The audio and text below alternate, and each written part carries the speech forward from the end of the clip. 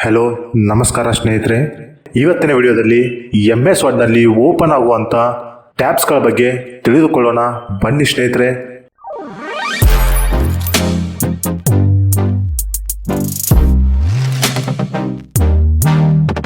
ಇಲ್ಲಿ ನೋಡಿ ಸ್ನೇಹಿತರೆ, ಇವಾಗ ನಾನು MS ವರ್ಡ್ನ ಓಪನ್ ಮಾಡಿ ಇಟ್ಕೊಂಡಿದ್ದೀನಿ.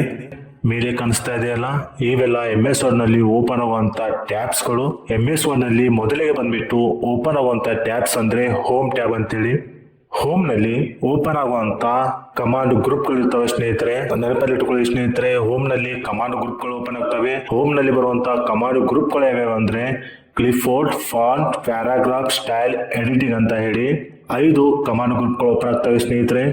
ಮೊದಲಿಗೆ ಬಂದ್ಬಿಟ್ಟು ಕ್ಲಿಫೋರ್ಡ್ ನಲ್ಲಿ ಓಪನ್ ಆಗುವಂತ ಕಮಾಂಡ್ಸ್ ಯಾವ ಅಂದ್ರೆ ಕಟ್, ಕಾಪಿ, ಪೇಸ್ಟ್ ಮತ್ತೆ ಫಾರ್ಮ್ಯಾಟ್ ಪೇಂಟರ್ ಅಂತೇಳಿ. ಈ ಕಮಾಂಡ್ಸ್ ಗಳನ್ನ ಇವಾಗ ಟೆಸ್ಟ್ಗೆ ಆಡ್ ಮಾಡಿ ನೋಡೋಣ. ಬನ್ನಿ ಸ್ನೇಹಿತರೆ.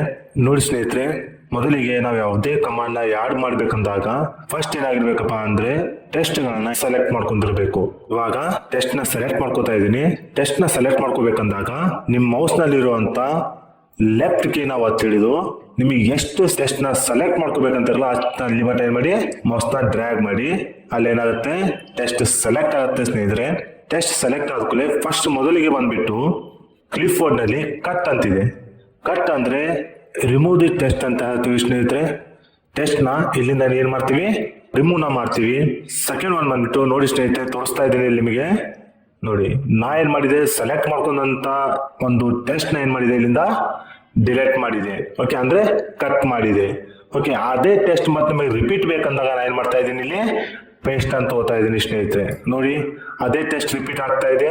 ಓಕೆ, ನೆಕ್ಸ್ಟ್ ಬಂದ್ಬಿಟ್ಟು ಕಾಪಿ ಅಂತಿದೆ. ಕಾಪಿ ಅಂದ್ರೆ ಏನ್ರಿ ಸ್ನೇಹಿತರೆ, ಡೂಪ್ಲಿಕೇಟ್ ಅಂತ ಹೇಳಿ. ಇವಾಗ ನಾ ಕಾಪಿ ಮಾಡ್ತಾ ಇದ್ದೀನಿ. ಯಾವುದೇ ಟೆಸ್ಟ್ ಅಲ್ಲಿ ಏನು ವೇರಿಯೇಷನ್ ಆಗ್ಲಿಲ್ಲ.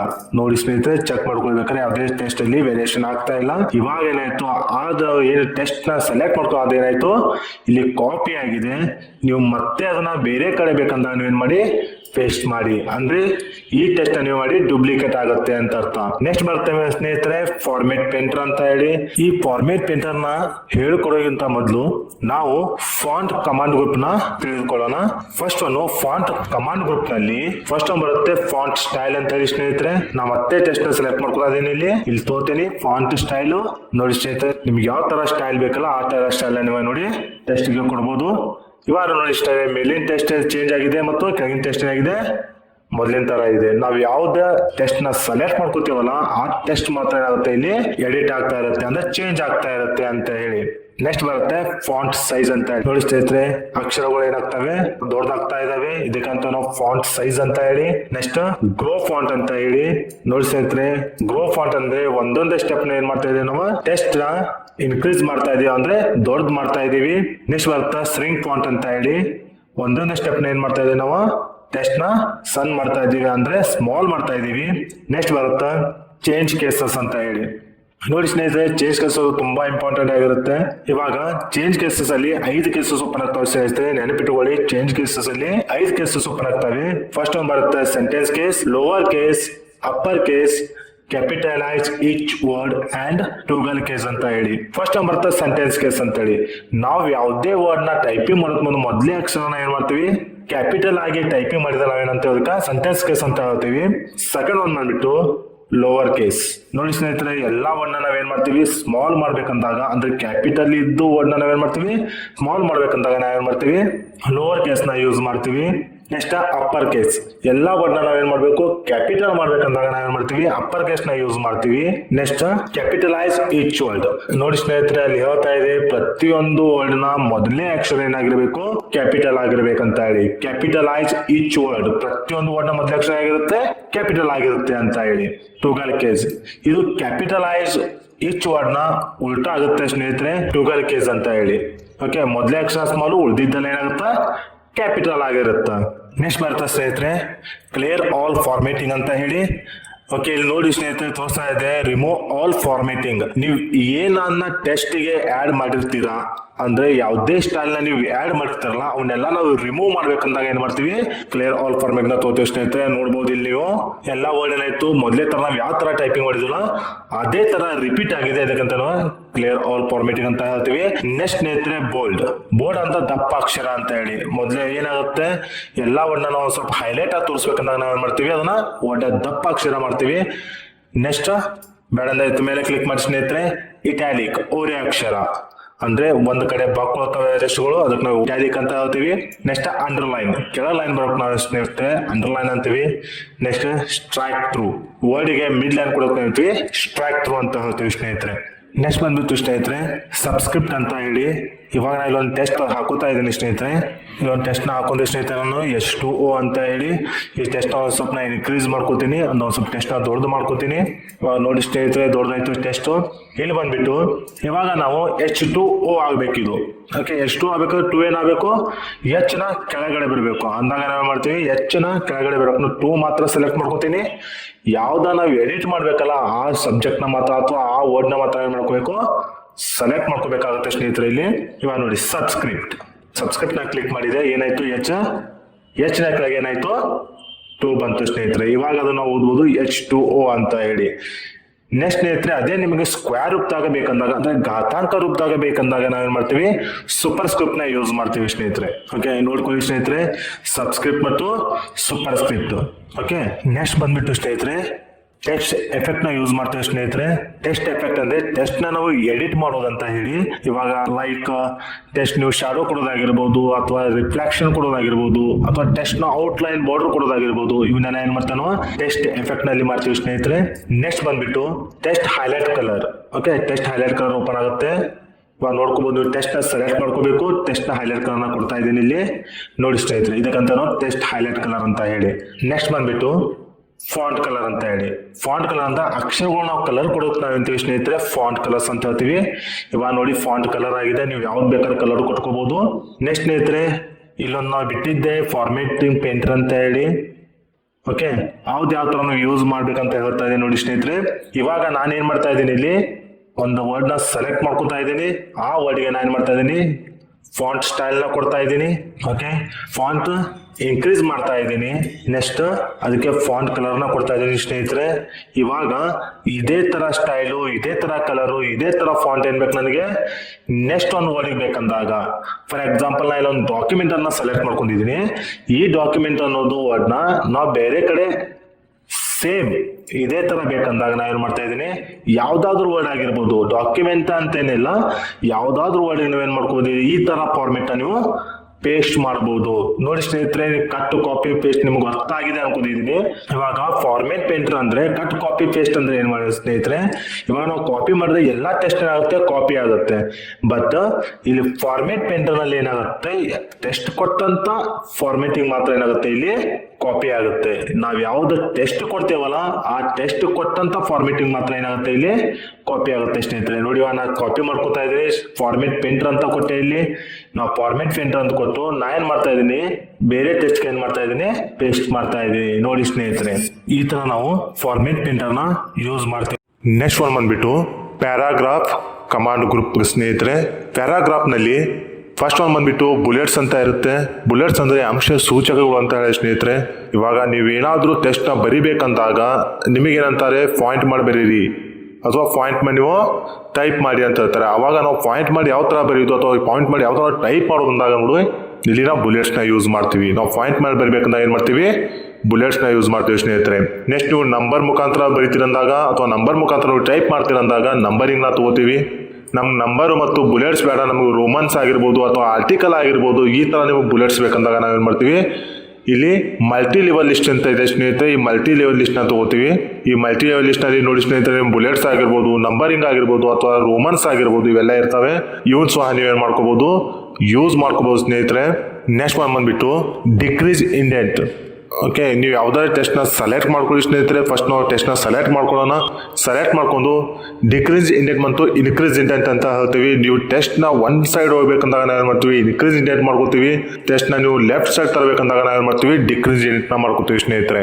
ನೆಕ್ಸ್ಟ್ ಬಂದ್ಬಿಟ್ಟು ಸ್ನೇಹಿತರೆ ಸಾರ್ಟ್ ಅಂತ ಹೇಳಿ. ಸಾರ್ಟ್ ಅಂದ್ರೆ ನೋಡಿ ಸ್ನೇಹಿತರೆ ಯಾವುದೇ ಆದ್ರೂ ಅಲ್ಫಾಬೆಟಿಕ್ ಆಗಿರ್ಬೋದು ಅಥವಾ ನೆಮೋರಿಕಲ್ ವರ್ಡ್ ನಾವು ಸರಿಯಾಗಿ ಜೋಡಿಸೋದಕ್ಕೆ ನಾವೇನ್ ಮಾಡ್ತೀವಿ ಸಾರ್ಟ್ ನ ಯೂಸ್ ಮಾಡ್ತೀವಿ ಸ್ನೇಹಿತರೆ. ಫಾರ್ ಎಕ್ಸಾಂಪಲ್ ಆಗಿ ನಾ ಏನ್ ಮಾಡ್ತಾ ಇದ್ದೀನಿ, ಇಲ್ಲಿ ಒಂದು ನಂಬರ್ಸ್ನ ಹಾಕ್ತಾ ಇದ್ದೀನಿ. 1 5 3 2 4 ಅಂತ ಹಾಕ್ತಾ ಇದ್ದೀನಿ. ಇವಾಗ ಏನ್ ಮಾಡಬೇಕು, ಇದು ನಾನು ಸೀರಿಯಲ್ ಪ್ರಕಾರ ಮಾಡ್ಕೋಬೇಕು ಸ್ನೇಹಿತರೆ. ಯಾವ ತರ ಅಂದ್ರೆ 1 2 3 4 5 ಅಂತ ಬರಬೇಕು. ಇವಾಗ ಏನ್ ಮಾಡ್ತಾ ಇದ್ದೀನ, ಅದು ಎಷ್ಟು ನಾನು ಟೈಪಿಂಗ್ ಮಾಡಿದ್ದೀನಿ ವರ್ಡ್, ಅದು ಎಷ್ಟು ಟೆಸ್ಟ್ನ ಹಾಕಿದ್ದೀನಿ, ಆ ಟೆಸ್ಟ್ನ ಏನು ಮಾಡಿದ್ರೆ ಸೆಲೆಕ್ಟ್ ಮಾಡ್ಕೋತಾ ಇದ್ದೀನಿ. ಸೆಲೆಕ್ಟ್ ಮಾಡ್ಕೊಂಡು ಸಾರ್ಟ್ ಬರ್ತಾ ಇದ್ದೀನಿ. ಸಾರ್ಟ್ ಅಲ್ಲಿ ಸ್ನೇಹಿತರೆ 2 ಟೈಪ್ ಸಾರ್ಟ್ ಅದಾವೆ, ಅಸೈಂಡಿಂಗ್ ಮತ್ತು ಡಿಸೈಂಡಿಂಗ್ ಅಂತ ಹೇಳಿ. ಓಕೆ, ನಾ ಅಸೈನ್ಡ್ನ ಸೆಲೆಕ್ಟ್ ಮಾಡ್ಕೋತೀನಿ, ಓಕೆ ಕೊಡ್ತೀನಿ. ನೋಡಿ ಸ್ನೇಹಿತರೆ, ಇವಾಗ ಏನಾಗಿದೆ, ಅದು 1 2 3 4 5 ಅಂತೇಳಿ ಸೀರಿಯಲ್ ಪ್ರಕಾರ ಬಂದಿದೆ. ಓಕೆ, ಇದ್ರ ಸಲ ನಾವು ಏನು ಮಾಡ್ತೀವಿ, ಈ ಸಾರ್ಟ್ನ ಯೂಸ್ ಮಾಡ್ತೀವಿ ಸ್ನೇಹಿತರೆ. ನೆಕ್ಸ್ಟ್ ಬರುತ್ತೆ ಶೋ ಹೈಡ್ ಅಂತ ಹೇಳಿ. ಓಕೆ, ಈ ಶೋ ಹೈಡ್ನ ಎದಕ್ಕೆ ಯೂಸ್ ಮಾಡ್ತೀವಿ ಅಂದ್ರೆ, ನಾವು ಎಲ್ಲಿ ನಾವು ಸ್ಪೇಸ್ ಬಿಟ್ಟಿವಿ, ಯಾವ ಪ್ಯಾರಾಗ್ರಾಫಿಗೆ ನಾವು ಸ್ಪೇಸ್ ಬಿಟ್ಟಿವಿ, ಯಾವ ಟೆಸ್ಟ್ಗೆ ನಾವು ಪ್ಯಾರಾ ಮಾಡಿದ್ದೀವಿ ಅಂತ ನಾವು ನೋಡ್ಲಿಕ್ಕೆ ಏನು ಮಾಡ್ತೀವಿ, ಈ ಶೋ ಹೈಡ್ನ ಯೂಸ್ ಮಾಡ್ತೀವಿ ಸ್ನೇಹಿತರೆ. ಇವಾಗ ನೋಡ್ಕೋಬಹುದು ಸ್ನೇಹಿತರೆ, ಇಲ್ಲಿ ಡಾಟ್ ಕಾಣ್ತಾ ಇದೆಯಲ್ಲ, ಈ ಡಾಟ್ಗಳನ್ನ ಅಂತ ಹೇಳ್ತಾ ಇದೀವಿ, ನೀವು ಈ ಡಾಟ್ಗಳ ನಡುವೆ ಏನು ಮಾಡ್ತಾ ಇದ್ರಿ, ಸ್ಪೇಸ್ ಬಿಟ್ಟಿರಾ ಅಂತ ಅರ್ಥ. ಓಕೆ, ಇಲ್ಲಿ ನೋಡ್ತಾ ಇರೋದು ಒಂದು ಸಿಂಬಾಲ್ ಕಾಣ್ತಾ ಇದೆ ನಿಮಗೆ, ಈ ಸಿಂಬಾಲ್ ಬಂದ್ರೆ ನೀವು ಏನು ಮಾಡ್ತಾ ಇದ್ರಿ, ಅಲ್ಲಿ ಪ್ಯಾರಾ ಮಾಡಿದಿರಾ ಅಂತ ಅರ್ಥ. ಓಕೆ ಸ್ನೇಹಿತರೆ, ನೆಕ್ಸ್ಟ್ ಬಂದ್ಬಿಟ್ಟು ಅಲೈನ್ಮೆಂಟ್ ಅಂತ ಹೇಳಿ. ಓಕೆ, ಅಲೈನ್ಮೆಂಟ್ ಅಲ್ಲಿ ಫಸ್ಟ್ ಬರುತ್ತೆ ಲೆಫ್ಟ್ ಅಲೈನ್ಮೆಂಟ್. ಓಕೆ, ವರ್ಡ್ ನೀವು ಒಂದ್ಸಲ ಲೆಫ್ಟ್ ಅಲ್ಲಿ ಹೋಯ್ತು ಅಂದಾಗ ನಾವು ಏನ್ ಮಾಡ್ತೀವಿ, ಲೆಫ್ಟ್ ಅಲೈನ್ಮೆಂಟ್ ಅಂತ ತಗೋತೀವಿ. ಅದೇ ವರ್ಡ್ ನಿಮ್ಗೆ ಸೆಂಟ್ರಲ್ ಪೇಜ್ ಸೆಂಟರ್ ಬೇಕಂದಾಗ ನಾವು ಏನ್ ಮಾಡ್ತೀವಿ, ಸೆಂಟ್ರಲ್ ಅಲೈನ್ಮೆಂಟ್ ಅಂತ ತಗೋತೀವಿ. ಅದೇ ವರ್ಡ್ ನಿಮ್ಗೆ ರೈಟ್ ಬೇಕಂದಾಗ ವರ್ಡ್ಗಳಿಂದ ಎಲ್ಲ ವರ್ಡ್ಗಳು ನಿಮ್ಗೆ ಏನು ಬೇಕು, ರೈಟ್ ಬೇಕಂದಾಗ ನಾವು ಮಾಡ್ತೀವಿ, ಇಲ್ಲಿ ರೈಟ್ ಅಂತ ತಗೋತೀವಿ. ನೆಕ್ಸ್ಟ್ ಬರ್ತದೆ ಸ್ನೇಹಿತರೆ ಜಸ್ಟಿಫೈ ಅಂತ ಹೇಳಿ. ಓಕೆ ಸ್ನೇಹಿತರೆ, ಜಸ್ಟಿಫೈ ಅನ್ನೋದು ಮೋರ್ ಇಂಪಾರ್ಟೆಂಟ್ ಆಗುತ್ತೆ. ಇವಾಗ ನೀವು ಯಾವುದೋ ಒಂದು ಲೆಟ್ರ್ ಬರೆದಿರ್ತೀರ, ಔಟ್ಸೈಡ್ ಏನಾಗಿರುತ್ತೆ, ಜಿಗ್ಜಾಗ್ ಆಗಿ ಬಂದಿರುತ್ತೆ. ಯಾವ ಥರ ಅಂದರೆ ಒಂದು ಲೈನ್ ದೊಡ್ಡದು, ಒಂದು ಲೈನ್ ಚಿಕ್ಕದು, ಒಂದು ಲೈನ್ ದೊಡ್ಡದು, ಒಂದು ಲೈನ್ ಚಿಕ್ಕದು ಅಂತ ಬಂದಿರುತ್ತೆ. ಓಕೆ, ಆ ಲೈನ್ಸ್ ನಾವು ಸೀರಿಯಲ್ ಪ್ರಕಾರ, ಫಾರ್ ಎಕ್ಸಾಂಪಲ್ ಆ ವರ್ಡ್ಗಳನ್ನ ನಾವು ಹೊಂದಿಸ್ಬೇಕಂದಾಗ ಏನು ಮಾಡ್ತೀವಿ, ಜಸ್ಟಿಫೈನ ಯೂಸ್ ಮಾಡ್ತೀವಿ ಸ್ನೇಹಿತರೆ. ನೋಡ್ಕೊಳ್ಳಿ ಸ್ನೇಹಿತರೆ, ನಾನು ಏನು ಮಾಡ್ತಾ ಇದ್ದೀನಿ, ಟೆಸ್ಟ್ನ ಸೆಲೆಕ್ಟ್ ಮಾಡ್ಕೊಂಡೇನೆ. ಇವಾಗ ಏನು ಮಾಡ್ತೀನಿ, ಜಸ್ಟಿಫೈ ಮಾಡ್ತಾ ಇದ್ದೀನಿ. ನೋಡಿ ಸ್ನೇಹಿತರೆ, ಈ ಥರ ನಿಮ್ಗೆ ಬಂದರೆ ಎಂಟು ಜಸ್ಟಿಫೈ ಅಂತೇಳಿ ಎಲ್ಲ ಲೆಟರ್ಗೂ ನಾವು ಏನು ಮಾಡ್ತೀವಿ, ಜಸ್ಟಿಫೈನ ಯೂಸ್ ಮಾಡ್ತೀವಿ ಸ್ನೇಹಿತರೆ. ನೆಕ್ಸ್ಟ್ ಬರ್ತಾ ಲೈನ್ ಸ್ಪೇಸಿಂಗ್ ಅಂತ ಹೇಳಿ.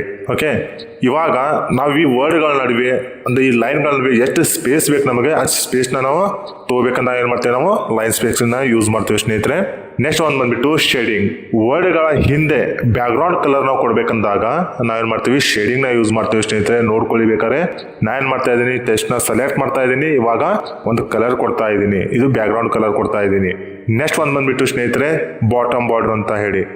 ಓಕೆ, ನಿಮಗೆ ಪ್ಯಾರಾ ಮಾಡಿದಲ್ಲಿ ಅಥವಾ ನಿಮ್ಮ ಟೆಸ್ಟ್ಗೆ ಬಾರ್ಡರ್ ಹಾಕಬೇಕಂದಾಗ ನಾವೇನು ಮಾಡ್ತಾ ಇದ್ವಿ, ಬಾಟಮ್ ಬಾರ್ಡರ್ನ ಯೂಸ್ ಮಾಡ್ತೇವೆ ಸ್ನೇಹಿತರೆ.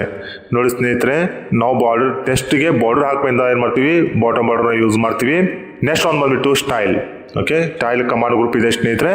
ನೆಕ್ಸ್ಟ್ ಈ ಸ್ಟೈಲಲ್ಲಿ ನಾವೇನು ಮಾಡ್ತೀವಿ, ಹೆಡ್ಡಿಂಗ್ನ ಮಾತ್ರ ಕ್ರಿಯೇಟ್ ಮಾಡ್ತೀವಿ ಸ್ನೇಹಿತರೆ. ನೆಕ್ಸ್ಟ್ ಒಂದು ಬಂದ್ಬಿಟ್ಟು ಎಡಿಟ್ ಕಮಾಂಡ್ ಗ್ರೂಪ್ನಲ್ಲಿ ಸ್ನೇಹಿತರೆ, ಎಡಿಟ್ ಕಮಾಂಡ್ ಗ್ರೂಪ್ನಲ್ಲಿ ಫೈಂಡ್ ಅಂತ ಇದೆ. ಓಕೆ, ಫೈಂಡ್ ಅಂದ್ರೆ ಏನು, ಹುಡುಕು ಅಂತ ಅರ್ಥ ಸ್ನೇಹಿತರೆ, ಹೌದಲ್ವಾ. ಫೈಂಡ್ ಅಂದ್ರೆ ಏನು, ಹುಡುಕು ಅಂತ ಹೇಳಿ.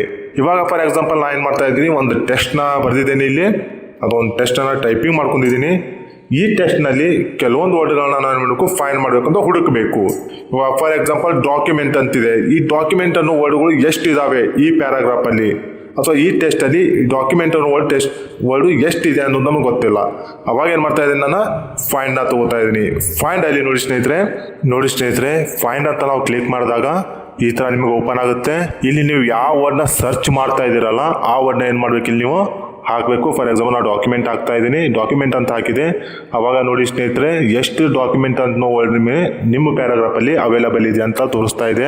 5 ರಿಸಲ್ಟ್ ಅಂತಿದೆ. ಓಕೆ, ಎಷ್ಟು 5 ರಿಸಲ್ಟ್ ಮಾತ್ರ 5 ವರ್ಡ್ ಏನಿದೆ ಪ್ಯಾರಾಗ್ರಾಫಲ್ಲಿ, ಡಾಕ್ಯುಮೆಂಟ್ ಅನ್ನೋ ವರ್ಡ್ಗಳು 5 ಇದಾವೆ ಅಂತ ತೋರಿಸ್ತಾ ಇದೆ. ನೆಕ್ಸ್ಟ್ ಅವು ಎಲ್ಲೆಲ್ಲಿದಾವೆ ಅಂತ ತೋರಿಸ್ತಿದೆ, ಹೈಲೈಟ್ ಮಾಡಿ ತೋರಿಸ್ತಾ ಇದೆ ನೋಡಿ ಸ್ನೇಹಿತರೆ. ಇಲ್ಲಿ ನೋಡಿದ್ರ ಸ್ನೇಹಿತರೆ, ಇದ್ರ ಸಲ ನಾವು ಏನು ಮಾಡ್ತೀವಿ, ಫೈಂಡ್ನ ಯೂಸ್ ಮಾಡ್ತೀವಿ. ನೆಕ್ಸ್ಟ್ ಒಂದು ಬಂದ್ಬಿಟ್ಟು ರೀಪ್ಲೇಸ್. ಓಕೆ, ಹೆಸರಲ್ಲೇ ಇದೆ ರೀಪ್ಲೇಸ್ ಅಂತ ಹೇಳಿ. ಇವಾಗ ನೀವೇನು ಮಾಡಿದಿರಿ ಸ್ನೇಹಿತರೆ, ಇವಾಗ ಡಾಕ್ಯುಮೆಂಟ್ ಅನ್ನೋ ವರ್ಡ್ನ ನೀವು ಸರ್ಚ್ ಮಾಡಿದ್ದೀರಾ. ಓಕೆ, ಈ ಡಾಕ್ಯುಮೆಂಟ್ ಅನ್ನೋ ವರ್ಡ್ನ ಜಾಗಕ್ಕೆ ನಾವು ಬೇರೆ ವರ್ಡ್ನ ನಾವು ಸೇರಿಸ್ಬೇಕಂದಾಗ ಅಥವಾ ಬೇರೆ ವರ್ಡ್ನ ನಾವು ಆ್ಯಡ್ ಮಾಡ್ಬೇಕಂದಾಗ ನಾವೇನು ಮಾಡ್ತೀವಿ, ರೀಪ್ಲೇಸ್ನ ಯೂಸ್ ಮಾಡ್ತೀವಿ ಸ್ನೇಹಿತರೆ. ಇವಾಗ ನೋಡಿ ಸ್ನೇಹಿತರೆ, ನಾನು ರೀಪ್ಲೇಸ್ನ ತಗೋತಾ ಇದ್ದೀನಿ. ಇಲ್ಲಿ ನಾ ರೀಪ್ಲೇಸ್ನ ತೊಗೊಂಡೆ. ರೀಪ್ಲೇಸಲ್ಲಿ ಹೇಳ್ತಾ ಇದೆ ಸ್ನೇಹಿತರೆ, ಫೈಂಡ್ ವಾಟ್. ನೀವು ಏನು ಹುಡುಕ್ತಾ ಇದ್ರಿ, ಡಾಕ್ಯುಮೆಂಟ್ ಅನ್ನೋ ವರ್ಡ್ನ ನೀವು ಏನು ಮಾಡ್ತಾ ಇದ್ರಿ, ಹುಡುಕ್ತಾ ಇದ್ರಿ. ನೆಕ್ಸ್ಟ್ ಬಂದ್ಬಿಟ್ಟು ಇಲ್ಲಿದೆ ರೀಪ್ಲೇಸ್ ವಿತ್. ಈ ಡಾಕ್ಯುಮೆಂಟ್ ಅನ್ನೋ ಜಾಗಕ್ಕೆ ನೀವು ಬೇರೆ ಯಾವುದಾದ್ರೂ ವರ್ಡ್ನ ಯಾಡ್ ಮಾಡ್ತೀರಾ ಅಂತ ಕೇಳುತ್ತೆ ಇಲ್ಲಿ. ಇವಾಗ ನೀವು ಬೇರೆ ಯಾವ್ದಾದ್ರು ವರ್ಡ್ ಯಾಡ್ ಮಾಡ್ಬೇಕಂದಾಗ ಫಾರ್ ಎಕ್ಸಾಂಪಲ್ ನಾನು ಏನು ಮಾಡ್ತಾ ಇದ್ದೀನಿ, ಫೈಲ್ ಅಂತ ಯಾಡ್ ಮಾಡ್ತಾ ಇದ್ದೀನಿ ಇಲ್ಲಿ. ಓಕೆ, ಇಲ್ಲಿ ರೀಪ್ಲೇಸ್ ಆಲ್ ಅಂತ ಕೊಡ್ತಾ ಇದ್ದೀನಿ. ಓಕೆ, ಇವಾಗ ನೋಡಿ ಸ್ನೇಹಿತರೆ, ಇಲ್ಲಿ all done we made 5 replacement. ಅಲ್ಲಿ ಆಗಲೇ ನೋಡಿದ್ರೆ ಸ್ನೇಹಿತರೆ, ನಾವು ಫೈಂಡ್ ಮಾಡಿದಾಗ 5 ವರ್ಡ್ ಏನಿತ್ತು ಡಾಕ್ಯುಮೆಂಟ್ ಅನ್ನೋ ವರ್ಡು, ನಮ್ಮ ಪ್ಯಾರಾಗ್ರಾಫಲ್ಲಿ 5 ವರ್ಡ್ ಇದ್ದು. ಇವಾಗ ಅದೇ 5 ವರ್ಡ್ನ ನಾನು ಏನು ಮಾಡಿದ್ದೀನಿ, ಈಗ ಡಾಕ್ಯುಮೆಂಟ್ ಅನ್ನು ತೆಗೆದು ಫೈಲ್ ಅಂತ ಮಾಡಿದ್ದೀನಿ. ಇಲ್ಲಿ ಅದೇ ಹೇಳ್ತಾ ಇದೆ all done we made 5 replacement ಅಂತ ಹೇಳಿ. ಇವಾಗ ನೋಡ್ಕೊಳ್ಳಿ ಸ್ನೇಹಿತರೆ, ಇಲ್ಲಿ ನೋಡಿ ಸ್ನೇಹಿತರೆ, ಡಾಕ್ಯುಮೆಂಟ್ ಇದ್ದ ಜಾಗಲ್ಲ ಏನಾಗಿದೆ, ಅದು ಫೈಲ್ ಅಂತ ಆಗಿದೆ. ಓಕೆ, ನೆಕ್ಸ್ಟ್ ಬರುತ್ತೆ ಸ್ನೇಹಿತರೆ ಸೆಲೆಕ್ಟ್ ಅಂತ ಹೇಳಿ.